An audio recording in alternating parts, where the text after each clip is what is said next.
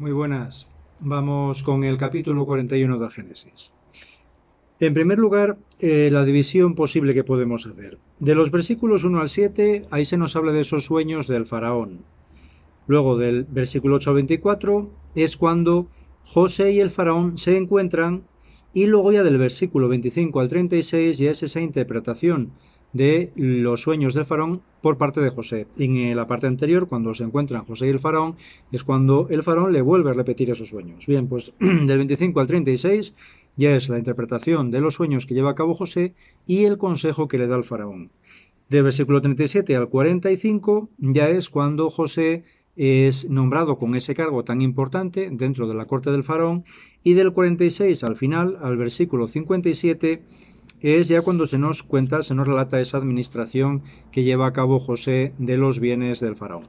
Bien, comenzando de primeras, en este pasaje, de forma genérica, lo que se nos muestra es la gran providencia de Dios, pero cómo esa providencia de Dios para salvar al pueblo se lleva a cabo de una manera, en principio, ordinaria, es decir, no es de primeras como un grandísimo milagro, sino que es con todo ese proceso humano, histórico, que de primeras, como vamos viendo, pues es un drama, un auténtico drama, pero sin embargo luego, a través de esa acción de Dios progresiva, pero siempre contando con esa libertad del hombre, se lleva a cabo ese, en el fondo, ese milagro, ¿no?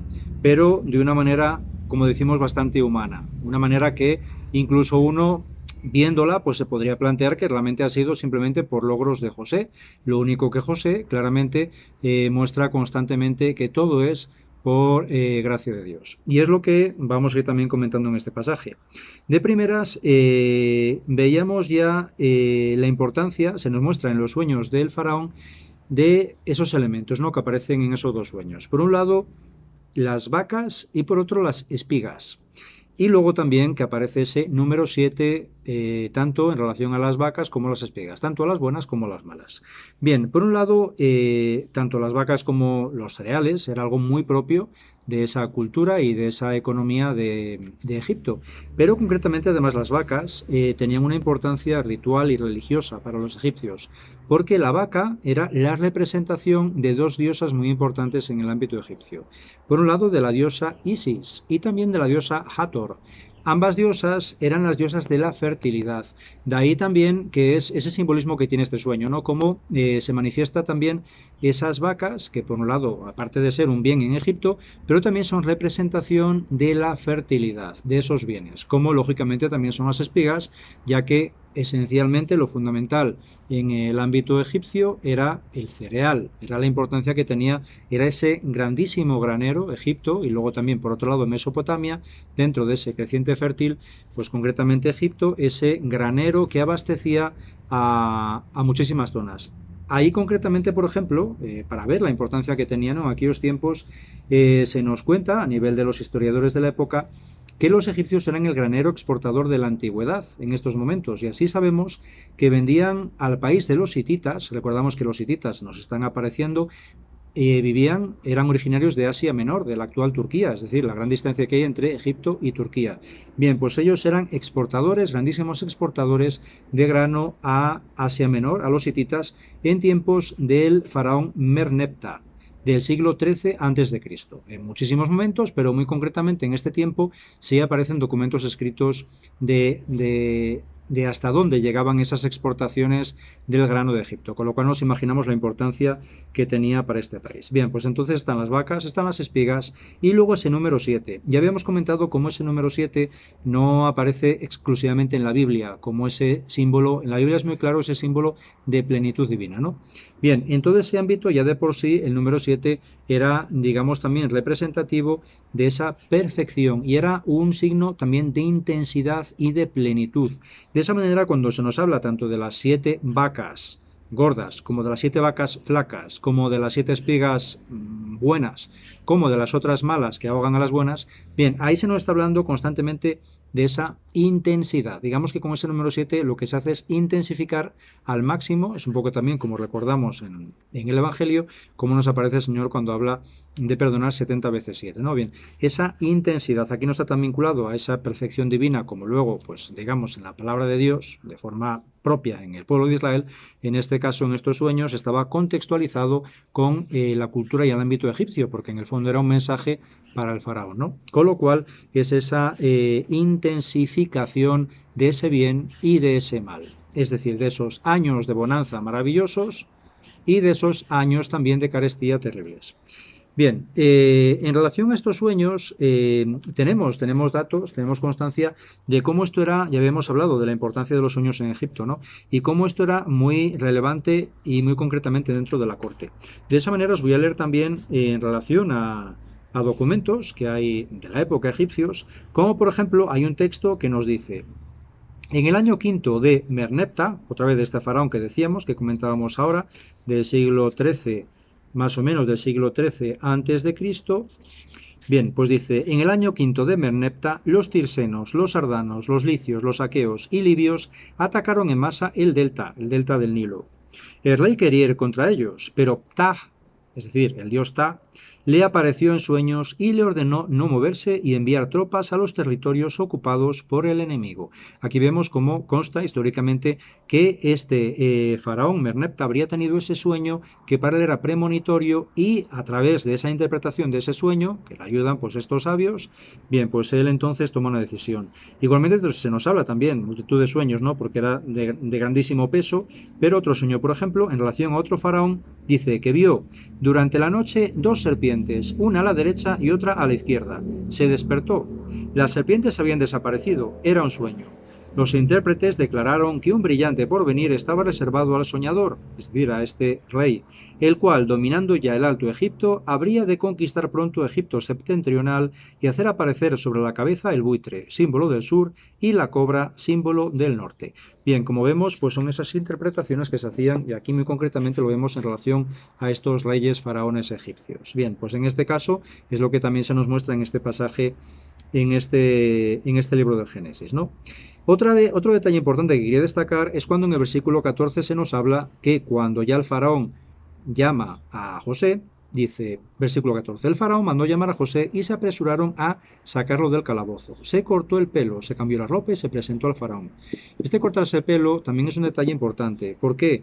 Porque si recordamos los típicos jeroglíficos egipcios, las imágenes que nos encontramos en los pergaminos o en las tumbas y demás, aquí era importantísimo el rasuramiento, y no solo de la cabeza, sino de todo el cuerpo, del cuero cabelludo, incluso de las cejas, de todo el vello del cuerpo, porque, digamos, bueno, ellos se depilaban directamente. No, los hombres lo que hacían era, digamos, aparecer calvos, se rasuraban totalmente, y las mujeres también se rasuraban y luego ellas utilizaban pelucas. Bien, esta costumbre egipcia era precisamente por una obsesión, una gran obsesión que tenían estos egipcios a la higiene corporal. Recordamos también en todo este ámbito, un ámbito del desierto, un ámbito de carestía de agua. Bueno, en Egipto tenían el Nilo, pero bueno, dentro de esos ámbitos también recordamos cómo los judíos también llevaban a cabo toda esa serie de abluciones y de purificaciones con el agua. Bien, para ellos el pelo era algo vergonzoso y era algo totalmente impuro. Esto era lo que veían también a nivel sacerdotal, y lo veían como muy propio de los animales y de pueblos, digamos, más salvajes. Ellos, los egipcios, siempre se veían como, bueno, pues como la élite, ¿no? Dentro de todo el ámbito también era, lógicamente, era una civilización en ese momento la más importante que había. Con lo cual, ellos se veían muy sofisticados y, evidentemente, pues querían estar por encima del resto de los pueblos, ¿no? Era también un signo de distinción en relación al resto de los pueblos. Y de esta manera también hay una cuestión que aparece clara, y esto nos lo comenta también el historiador Heródoto, del que ya hemos hablado. Y Heródoto nos decía que en los documentos, bueno, nos hablaba de eso, ¿no? De que los egipcios se rasuraban totalmente. Y luego también es habitual, y se ve que los monumentos egipcios solo aparecen con barba, concretamente con barba. Los asiáticos y gente de baja condición de otras culturas. Los asiáticos, aquí concretamente, por ejemplo, pues estos hebreos eran asiáticos, provenían de Asia. Bien, pues entonces, por eso era tan importante el hecho de que José, a presentarse ante el faraón, pues como se dice aquí, ¿no? Se cortó el pelo o se afeitó. Bien, pues eso implicaba ese rasurarse todo el vello para presentarse al faraón. Bien, más adelante es también muy significativo cuando el faraón le dice a José, versículo 15, he tenido un sueño y no hay nadie que lo interprete, pero me han informado sobre ti de que te basta escuchar un sueño para interpretarlo. Y es bonita la respuesta de José en el versículo 16, dice, no depende de mí, que Dios responda favorablemente al faraón. Es lo que decíamos, en todo momento se ve como José no se atribuye nada a sí mismo, a su inteligencia, a su sabiduría, a su conocimiento, a su astucia, sino que en todo momento él ve que es todo obra de Dios. Y en este caso es también el testimonio que le da al faraón.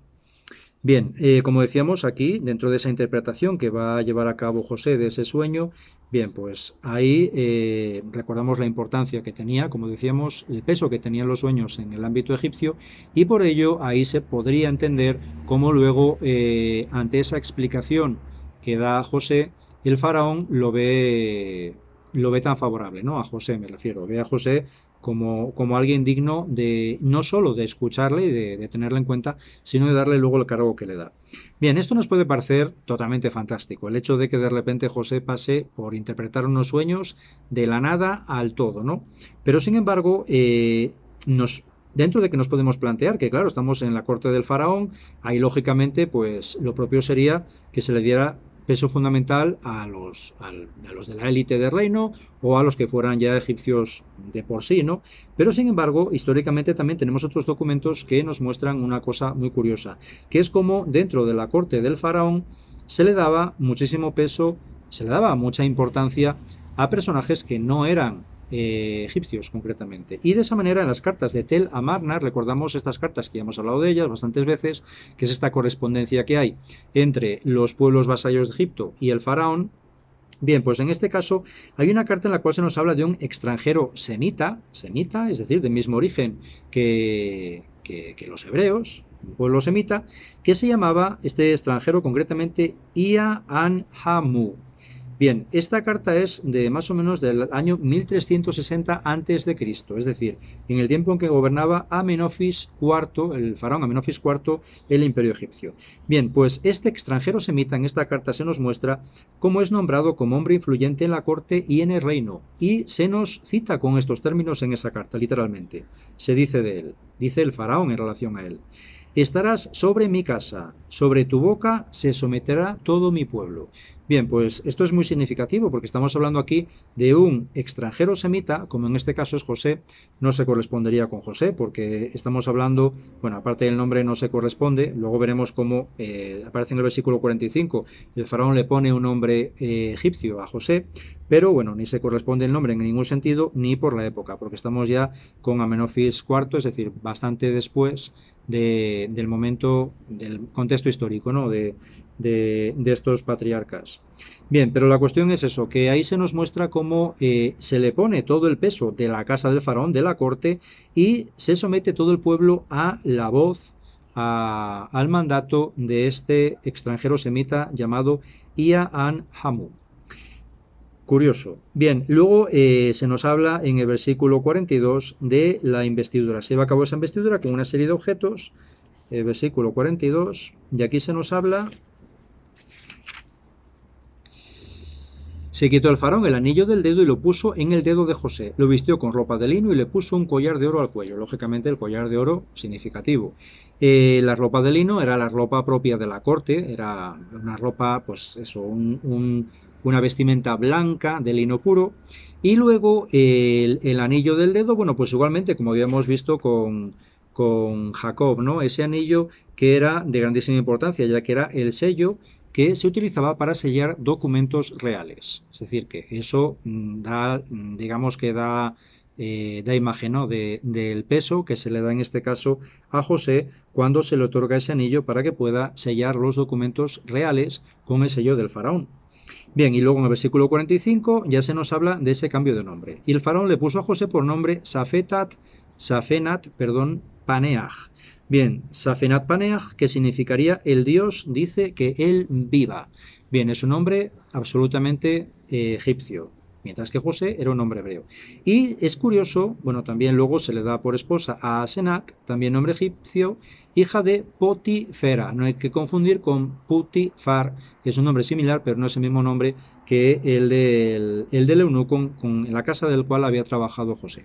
Bien, además se nos dice que Potifera era sacerdote de On, esta ciudad de On, que luego pasará a llamarse en la época de dominio griego, se llamará Heliópolis. En este momento, previamente se llamaba On, también es un dato histórico, y esta ciudad de Heliópolis será más o menos lo que es la actual El Cairo, ¿de acuerdo? Se encontraba donde se encuentra hoy la capital de Egipto, a orillas del Nilo. Bien, y sin embargo, luego es curioso cómo José pone nombre, al nombrar a sus dos hijos, les pone nombres, sin embargo, hebreos. No les pone nombres egipcios, sino que les pone nombres hebreos. Manasés, que significaría me ha hecho olvidar toda mi pena, refiriéndose a Dios, y Efraín, que significaría me ha hecho fructificar, también refiriéndose a Dios. Dos nombres con un significado muy concreto, muy propio en su experiencia personal de conseguir superar, olvidar toda la pena por todas esas circunstancias pasadas con su familia, y luego también en relación a su segundo hijo, porque al final pues ve todo el fruto que va saliendo, pero todo por gracia de Dios, ¿no? A partir de esas circunstancias. Con lo cual aquí se ve muy claramente cómo ese sigue sintiendo total y absolutamente hebreo. Pese a tener ese cargo, pese a tener esa posición, él no deja de tener esas raíces hebreas y de esa forma lo perpetúa con sus propios hijos. Os comentaría alguna cosa más de por aquí, yo creo. Comentaros, en relación a lo que vemos de esa escasez, de esos años de bonanza y luego de escasez que hay en Egipto, bien, esto también tiene mucha razón histórica, porque hay también siempre documentos en relación a todo esto, además en Egipto muy concretamente porque era algo vital para ellos, ¿no? Los ciclos de carestía o de fertilidad en relación al Nilo. Tenemos que tener en cuenta que, digamos, todo ese ámbito de la cuenca del Nilo, la cuenca baja del Nilo, es fundamental las crecidas y las bajadas del Nilo. Según lo que lloviera en la zona alta del Nilo, mucho más allá de Egipto, en la zona de Etiopía, más o menos, bien, pues según eso, había años en los cuales el Nilo ascendía más. Si ascendía poco, pues evidentemente había zonas que no eran irrigadas ni eran abonadas por ese lodo que bajaba de la montaña. Y igualmente, si también ascendía a veces demasiado, luego también tardaba en descender, con lo cual, pues el hecho de que tardara más en descender implicaba que no podían cultivar hasta que descendía el nivel del Nilo. Eso se basaba básicamente en el Nilo, lo que hacía era inundar toda la cuenca baja, tenían que esperar a que luego descendieran las aguas, eso quedaba pues cargado de humedad, pero luego además quedaba cargado de esos lodos, de ese abono natural que descendía de la cuenca del Nilo. Con lo cual, según el grado de elevación de las aguas cada año, pues podía haber años muy buenos y años mucho peores. De esa manera, os quería leer por aquí, dice por ejemplo, en un texto de la época tolemaica, refiriéndose a un hecho de la época de Zoser, es decir, de la tercera dinastía del siglo XXV a.C., se dice que hubo un hambre en Egipto durante 7 años por fallar las inundaciones periódicas del Nilo. El faraón, por consejo de Imhotep, ofreció sacrificios al dios Khnum, y el río empezó a crecer, siguiendo después una época de abundancia. Bien, como vemos, esto evidentemente tampoco se correspondería con la época de José, simplemente es pues un hecho histórico que en este caso sería anterior todavía a José. Bien, la cuestión es que, como vemos, estas circunstancias que se nos van relatando en este pasaje, aunque de primeras podrían parecer pues un poco fantásticas, sin embargo, pues se les puede encontrar bastante base histórica también. Bueno, esto es lo que os quería comentar del capítulo 41 y en cuanto pueda, pues ya desarrollo el capítulo 42. Venga, que tengáis todos un muy buen día. Vamos con el capítulo 42. En principio lo dividiríamos en 3 partes. De versículo 1 al 4, la decisión de Jacob de que sus hijos bajen a Egipto debido a esa hambruna que están sufriendo. De versículo 5 al 22, el encuentro de esos hijos de Jacob con su hermano José y todo lo que ahí se desarrolla.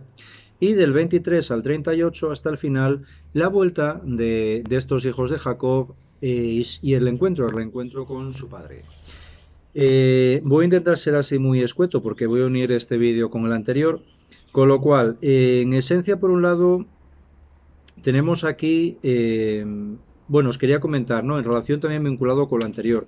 Un dato también interesante en relación a la historicidad de este pasaje es que se sabe a nivel histórico que hay un tiempo, un periodo, una serie de siglos dentro de la historia de Egipto en los cuales los faraones no eran, digamos, oriundos de Egipto, sino que eran de origen asiático. De esa manera, digamos que el origen de los faraones durante una serie de siglos, que sería desde el siglo XVIII hasta el siglo XVI a.C., eran Ixos, es decir, eran de origen asiático. Debido a las invasiones que había ido habiendo, estos se habían ido asentando en la zona del delta del Nilo, en la zona de la desembocadura del Nilo, y de esa manera habían empezado ya a dominar toda esa área. Con lo cual, aquí también se podría entender por qué habría también ese favor, esos gestos de favor hacia los asiáticos, hacia los que eran también de origen asiático. ¿Por qué? Porque en el fondo había siempre, durante estos siglos, había esa confrontación entre la zona del delta del Nilo, donde estaban controlando pues estos de origen Ixo, y luego la zona de digamos, más alta del Nilo, dentro también del área de Egipto, pero hacia, digamos, hacia las aguas más altas del Nilo, no la desembocadura, donde estarían luego ya, digamos, habría un mayor control de esa población ya oriunda de Egipto, con lo cual siempre había esa confrontación, hasta que luego ya, como decimos, en el siglo XVI a.C., pues ya las dinastías de los faraones, las dinastías faraónicas, volverán a ser de esa estirpe oriunda del país. Con lo cual, bueno, pues tenemos aquí esta época que también se correspondería con este momento histórico del Génesis, de esta parte del Génesis, entre los siglos XVIII y XVI, cuando el control de Egipto estaría en manos de los Ixos. Bueno, eso por un lado, ¿no? Y luego, también vinculado con lo que os comentaba en el vídeo anterior. Y luego ya, bueno, pues por entrar así en detalles ya de este capítulo, tendríamos esa necesidad que aparece, que era tan recurrente, ya veíamos también con Abraham, con Isaac, era constante, pues ese ir a Egipto en momentos de hambruna, de escasez, porque en Egipto, pese a que había también, como decíamos, esos años mejores, años peores, pero sin embargo siempre había agua, ¿no? Siempre había agua, con lo cual tuviera más, tuviera menos, pero siempre había más posibilidades, por lo menos de alimentarse y de tener bienes, que en otras zonas que ante ciertas sequías, pues evidentemente se quedaban absolutamente sin nada. Con lo cual, en este caso, ya Jacob se ve obligado, ya por la pura necesidad, a enviar a sus hijos a Egipto, pese al riesgo que todo eso conllevaba, ¿no? Bien, y aquí lo que vemos es, ya en el versículo 4 se nos dice, ¿no? A Benjamín, hermano de José, no lo envió Jacob con sus hermanos porque pensó, no vaya a sucederle alguna desgracia. Recordamos cómo Benjamín era el hijo que le quedaba de su amada esposa Raquel. Había tenido a José y luego a Benjamín. Eran los dos únicos hijos que había tenido con su esposa amada. Con lo cual a José le había perdido y a Benjamín no le quería perder. Le tenía un especial cariño, como le había tenido también un especial cariño a José. De esa manera, aquí luego vemos más adelante también en el versículo 16, ya se produce ese encuentro, no voy a entrar ahí en detalles, pero dice en el versículo 16, dice José, enviad a uno de vosotros que busque a vuestro hermano, mientras tanto quedaréis presos y se pondrán a prueba vuestras palabras a ver si la verdad está de vuestra parte, si no por vida del faraón es que sois espías. Bien, les acusa de ese espionaje también muy habitual, porque en todo lo que era la frontera, recordamos cómo constantemente Egipto tenía que estar defendiéndose de posibles invasiones, y más precisamente en momentos de hambruna, ¿no?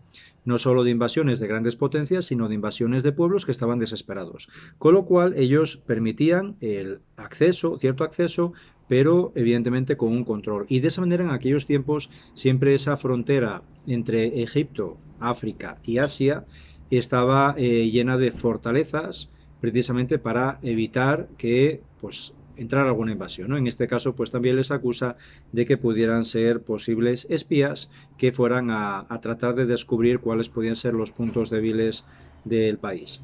Bien, entonces aquí lo que deja claro es eso: enviad a uno de vosotros que busque a vuestro hermano. José tiene ese deseo profundo de conocer a Benjamín, porque es su hermano 100% de sangre. Como decíamos, es el hermano que tiene de madre, el único hermano que tiene también de madre, hijo también de Raquel. Y él no le conocía, con lo cual es ese deseo que tiene de conocer a ese hermano desconocido, pero que era, digamos, su hermano más al completo, ¿no? 100% hermano, porque era hermano por parte de padre y por parte de madre. Bien, y de esa manera vemos a partir de ahí cómo se nos muestra, ¿no? En el versículo 21, cómo se despierta la conciencia ante el mal que ellos habían hecho. Versículo 21, así lo hicieron diciéndose los hermanos entre sí: en verdad somos culpables respecto a nuestro hermano, pues vimos su angustia cuando nos pedía piedad y no le escuchamos. Por eso nos sobreviene esta desgracia. Bien, aquí se ve claramente cómo ellos ahora sí tienen conciencia del pecado que han hecho, ¿no? Porque reconocen eso, que ellos tuvieron experiencia de la angustia de su hermano cuando les pedía piedad, como dicen ellos, ¿no? Y sin embargo ellos se negaron a escucharle. Con lo cual vemos también cómo todas estas circunstancias al final a ellos les hacen darse cuenta del mal que han hecho, ¿no? Es también, como nos muestra la palabra de Dios, a veces, ¿no? Esas purificaciones que necesitamos en la vida, y es a través de nuestra propia experiencia de sufrimiento, de pérdidas personales, como al final uno también se va dando cuenta del mal que ha hecho o el mal que ha provocado a otras personas, ¿no? Cuando ese mal que yo he provocado veo cómo me daña a mí mismo, ¿no? En esas circunstancias similares. Y más adelante ya se nos muestra como también un detalle muy bonito en el versículo 24, después de meterles caña a los hermanos, sin embargo dice: José se retiró de su lado y rompió a llorar. Bien, es ese llanto, ¿no? Por esa circunstancia, por, bueno, pues todo lo que iremos viendo después, ¿no? Esa mezcla que sería de dolor, de amor, de cantidad de cosas que se le removerían, lógicamente, a José en ese momento, en toda esa situación delante de sus hermanos, ¿no? Y en ese momento también, versículo 24, se nos dice cómo él elige a Simeón para que se quede en la prisión. No elige a Rubén. Rubén era el primogénito, y recordamos cómo también Rubén había sido el que, gracias a él, había salvado la vida. Porque en vez de matarle directamente y echarle muerto en el pozo, pues lo habían echado vivo en el pozo y luego ya lo habían vendido, pese, digamos, a la voluntad de Rubén, que era el primogénito, era el que tenía, digamos, una mayor capacidad de decisión. Bien, pues cuando él no estaba fue cuando habían decidido venderle, y de esa manera luego también Rubén les reprocha el hecho de que la hayan vendido. Bien, pues entonces no queda Rubén en prisión, sino que será el siguiente hermano mayor, que es Simeón, el que se queda allí en la prisión hasta que vuelvan con Benjamín. Y luego se nos muestra también esa generosidad en el versículo 25 de José. Después José dio órdenes de que les llenaran los envases de grano, les devolvieran su dinero a cada uno en su saco y les dieran provisiones para el camino. Bien, él lo que se ve claramente es que él desea todo lo mejor para su familia. No hay ahí ningún esbozo de rencor, de resentimiento, sino que en ese momento solo desea lo mejor para ellos, ¿no? Y de esa manera pues les da todo lo que necesitan, pero encima les devuelve el importe, el dinero que ellos habían pagado, y además también les da provisiones para el camino, es decir, digamos que les planifica en todos los sentidos en relación a sus necesidades, ¿no? Bien, pues estos son esos detalles, ¿no?, que se van viendo ya de José, tan bonitos, y luego ya, de aquí en adelante, cuando ya vuelva a haber ese segundo encuentro, será cuando ya seguiremos viendo esa grandeza de ese corazón de José. Bien, pues lo voy a dejar aquí y así ya os vinculo un vídeo con el otro. Venga, buen día para todos.